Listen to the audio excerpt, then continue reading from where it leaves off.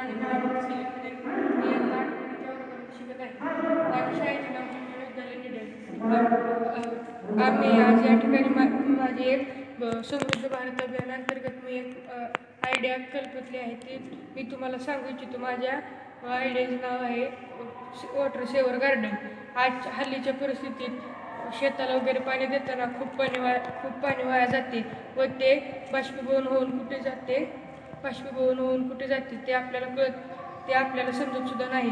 या आयडियातून असं होणार की पाणी जास्त झालेलं पाणी खाली एका टँकमध्ये साठवून ते आपल्याला इतर कोणत्याही दुसऱ्या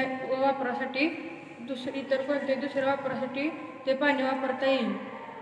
तर या मी खाली आधीवर एक लेअर बनवली आहे. त्यात माती वगैरे ठेवली आहे. त्यात आपण विविध झाडांची लागवड करू शकतो व त्याखाली अजून एक लेअर आहे. त्यात आपण पाणी साठवू शकतो. तर पावसाचं पाणी ह्या बाटल्यांमध्ये साठेल व ते हळूहळू स्वच्छ होऊन खाली पिकांनाही लागेल व ह्या टँकमध्ये साठेल व ते सगळं साठलेलं पाणी आपल्याला ज्यावेळी लागेल त्यावेळी एका पाईपच्या मदतीने आपण बाहेरही काढू शकतो. ह्याच मॉडेलचं जर मोठ्या ह्याच्यात करायचं म्हटलं तर तेही शक्य आहे. तर मी दाखवतो.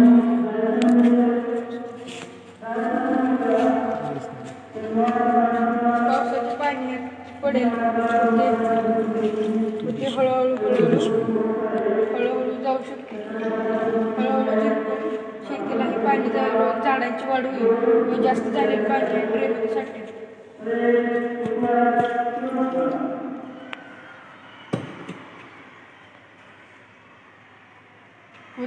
व ते पाणी नंतर आपण वापरासाठी स्ट्रॉमधून काढू शकतो. तर ते पाणी आपण या स्ट्रॉमधून काढू शकतो.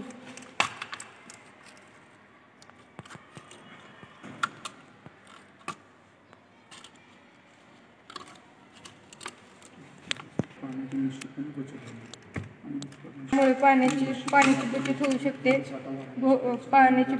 होऊ शकते. व यातून खूप पाणी वायाही जाणार नाही व पीकही चांगलं राहील. आणि उन्हाळ्याच्या परिस्थितीमध्ये या झाडाला खालून पाणी हळूहळू लागू शकते व ह्या खालील पाण्याचे बाष्पीभवन होऊन पाणी संपणार सुद्धा नाही. या अभियानामुळे आम्हाला नवकल्पनेला संधी मिळाली. आमच्या या विद्यालयामधल्या विद्यार्थ्यांनी वॉटर सेवर गार्डन ही कल्पना आपल्या सर्वांच्या पुढे मांडलेली आहे. सध्याच्या काळाचं आपण जर बारकाईने निरीक्षण केलं तर बऱ्याच ठिकाणी आपल्याला पाण्याचं दुर्भिक्ष निर्माण झालेलं जाणवतं आणि बऱ्याच लोकांना पाणीसुद्धा प्यायला मिळत नाही. आपल्याकडचा शेती हा मूलभूत व्यवसाय आणि कृषीवर आधारित बरेचसे व्यवसाय आपल्याकडे चालतात. शेतीमध्ये आपल्याकडं पारंपरिक पद्धतीचा अवलंब मोठ्या प्रमाणात केला जातो. पाट पद्धतीनं पाणी वगैरे पाजलं जातं. जर ही वॉटर सेवर गार्डन ही संकल्पना जर अंमलात आली तर पावसाचं पडणारं पाणी हे यांनी प्रतिकृतीमध्ये जसं छोट्या स्वरूपामध्ये दाखवलंय तसं त्या बॉटलमध्ये साठेल आणि त्यामधून हळूहळू पाणी खाली झिरपून मातीपर्यंत जाईल. मातीमध्ये ज्या पिकांची लागवड केली त्यांना सुद्धा पाणी प्राप्त होईल आणि त्यामधून झिरपणारं पाणी त्याच्या खाली एक त्यांनी टँक केलेला आहे. त्या टँकमध्ये ते पाणी साठेल आणि ते पाणी आपण इतर वेगवेगळ्या कारणांसाठी उपयोगात आणू शकतो. म्हणजे बाष्पीभवन होऊन जाणारं जे पाणी आहे ते वाया जाणार नाही. ते पाणीसुद्धा आपण पुनर्वापरासाठी वापरू शकतो. म्हणजे एकंदरीत या आमच्या विद्यालयातल्या सर्व विद्यार्थ्यांनी जी वॉटर सेवर गार्डन ही संकल्पना मांडलेली आहे ती निश्चितपणे सर्वांसाठी दिशादायी ठरेल असा आम्हाला सर्व विद्यार्थी आणि मला आत्मविश्वास वाटतो.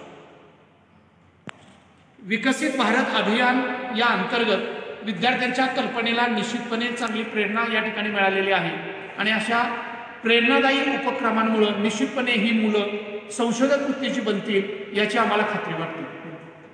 धन्यवाद.